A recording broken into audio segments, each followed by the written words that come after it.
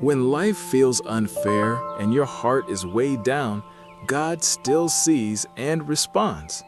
Welcome to His Time 365. Today is day 181, and we're reading Psalms 109 through 112. These psalms move from struggle to confidence, reminding us that those who trust God will not be shaken. A journey through Psalms 109 to 112. Trust, justice, and praise. Have you ever felt overwhelmed by the injustices in your life or the world around you? Today, we're diving into Psalms 109 to 112, where we'll explore deep emotions, the cry for justice, and the uplifting power of praise. Let's start with Psalm 109. This psalm is a raw expression of anguish and a plea for divine justice. The author begins by lamenting the betrayal and slander from those he trusted. They have spoken against me with a lying tongue, Psalms 109:2. Here, the psalmist is not shy about expressing his feelings. He feels surrounded by enemies who are merciless and deceitful. Can you relate? Maybe you've had a coworker undermine you or a friend betray your trust. It hurts deeply. The psalmist continues to call upon God to intervene. He asks for justice, wishing that his adversaries would face consequences for their actions. Let his days be few, and let another take his office.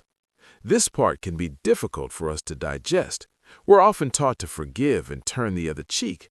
However, it's important to recognize that feeling anger and desire for justice is a natural response to wronging. It's a reminder that we're human.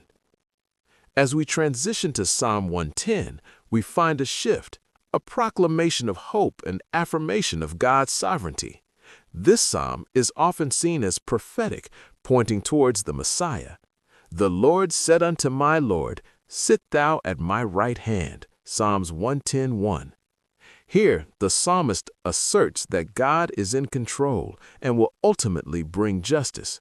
This can be an anchor for us, especially during tough times, whether we're facing challenges at work or in our relationships.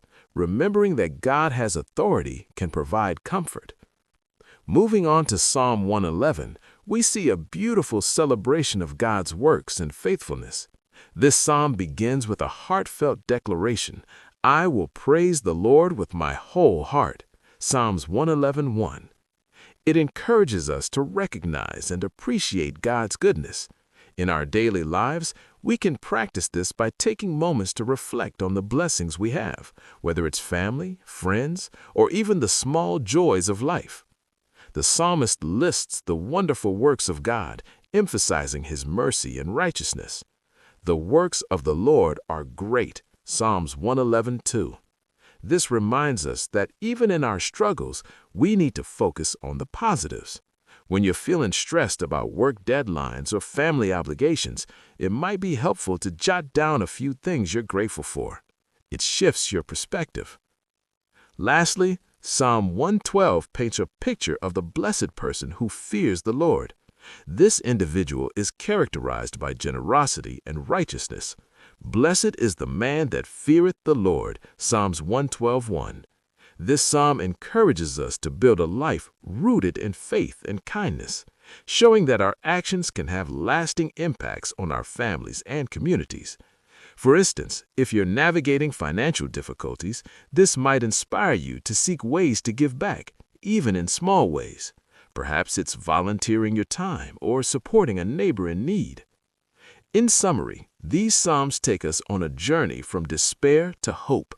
They remind us that it is okay to express our struggles and seek justice, while also calling us to acknowledge God's goodness and the importance of living a life that reflects His love. In the midst of life storms, remember to turn your gaze to the one who reigns supreme. How do you personally handle feelings of injustice in your life? What are some practical ways you can incorporate gratitude into your daily routine? In what ways can you live out the principles of Psalm 112 in your community? Thanks so much for joining me today for His Time 365. Remember, today's reading is Psalms 109 to 112, so be sure to spend some time with those verses during your quiet time. Tomorrow, we'll be diving into Psalms 113 through 115, so feel free to read ahead if you'd like to prepare.